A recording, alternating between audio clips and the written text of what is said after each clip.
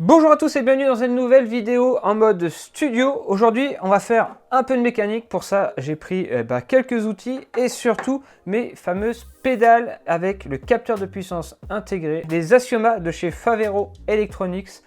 J'ai déjà fait une vidéo de présentation de ces pédales. Vous êtes nombreux d'ailleurs à me demander ce que j'en pense, est-ce que ça vaut le coup. On y reviendra très rapidement dans une vidéo test complète.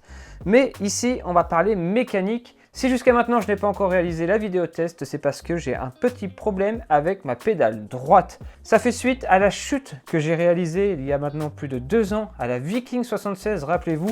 Le vélo avait alors tapé du côté droit et la pédale avait pris un petit coup sur le côté.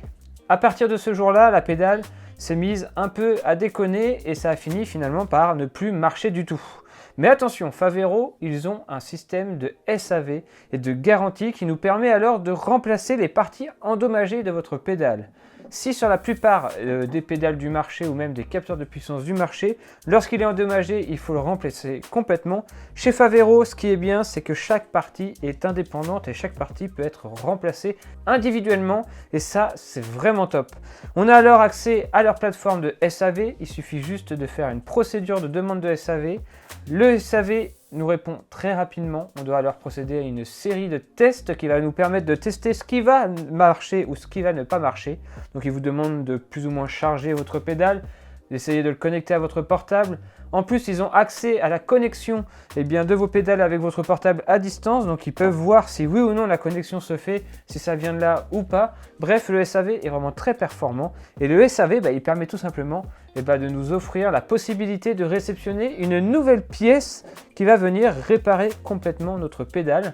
On va alors pouvoir reprofiter d'une Assioma Duo, donc gauche-droite, et ainsi pouvoir réaliser le test complet. Le colis est arrivé il y a quelques jours, le voici.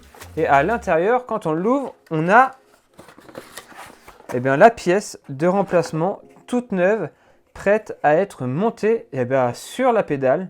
Donc franchement, ça c'est vraiment cool. Elle est pour le moment pas synchronisée, donc c'est pour ça qu'elle démarre pas. Sinon, au moindre contact, ça se serait mis comme celle-ci. Je sais pas si vous voyez, mais à clignoter à la recherche d'un compteur. Là, c'est vraiment en mode recherche pour le moment. Chose que ça ne fait rien forcément vu qu'il n'y a pas de compteur d'activer. Donc celle-ci, elle marche parfaitement bien, il n'y a aucun souci, on va la mettre de côté. Mais c'est bien celle-ci qui va voir son axe se faire remplacer. Donc on va mettre cet axe-là sur cette pédale-là en gardant finalement toute la partie qui permet de garder le contact avec la pédale et votre chaussure. Donc pour ça, rien de plus simple, on a un petit boulon à dévisser à ce niveau-là. Donc vous prenez votre multitool classique, il n'y a pas besoin de clé vraiment spécifique, mis à part une clé à tube de 9 mm. Ça c'est vraiment primordial. Tout est indiqué d'ailleurs. Hop, je vais vous montrer quand même. Parce que vous vous dites, non mais attendez, si on doit faire de la mécanique nous-mêmes, comment on sait ce qu'il faut utiliser? Regardez, il suffit juste de se rendre dans le petit fascicule qui est livré avec les pièces de rechange. On a alors le plan complet et il nous indique, ça c'est en espagnol, je vais rien comprendre si c'est en espagnol. On va aller sur la partie française. Voilà, il nous explique que il nous faut une clé à tube 9 mm avec un diamètre extérieur n'excédant pas 13 mm. Donc tout est expliqué, ils nous disent exactement quelle clé utiliser. Là c'est à 2 à 3 Nm et ça c'est couple de serrage 8 à 10 Nm. Donc 2 à 3 ici, donc autant dire que ça va se dévisser tout seul normalement. Voilà, c'est ce qui se fait. Ça se dévisse vraiment tout seul. Hop, on dévisse le petit capuchon qui permet finalement de créer l'étanchéité avec l'axe. Voilà qui est fait. Hop, on l'enlève, on le met de côté. Et on se retrouve alors à l'intérieur avec cette fameuse vis qui va rentrer à l'intérieur ici. Donc il vous faut juste une clé à tube et une clé pour pédale. Donc vous allez coincer votre axe d'un côté. Coincé de l'autre côté et là vous allez dévisser dans le sens anti-horaire. Hop, voilà. Et là, le boulon, il vient tout seul. Voilà. Donc voilà.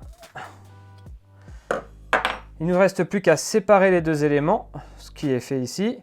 Ne pas perdre les roulements. Donc là, il y a un roulement juste ici, à ne pas perdre, là, un petit roulement. Et on a, c'est tout. A priori, on a les deux mêmes pièces ici. Donc là, eh ben, il va nous suffire de mettre un peu de graisse sur l'axe et ensuite remettre l'axe dans la pédale. Donc hop, on prend un peu de graisse, on en met un tout petit peu sur notre axe, parce que c'est important, c'est quand même la graisse qui va vous permettre à votre pédale eh ben, d'être plus ou moins fluide à tourner.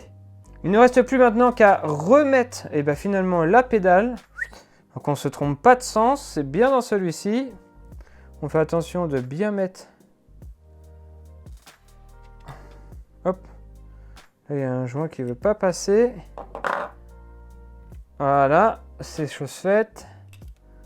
Donc là, normalement, ça devrait rentrer. Et voilà. On remet le contre-écrou qu'on va devoir serrer donc à 8 à 10 Nm.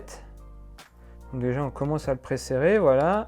Et on finit le serrage en utilisant encore à nouveau le contre-machin. Hop, 8 à 10, je pense que là, on est pas mal. Et il ne reste plus qu'à remettre le contre-écrou. Hop. Donc ça, on serre à 2 à 3 Nm.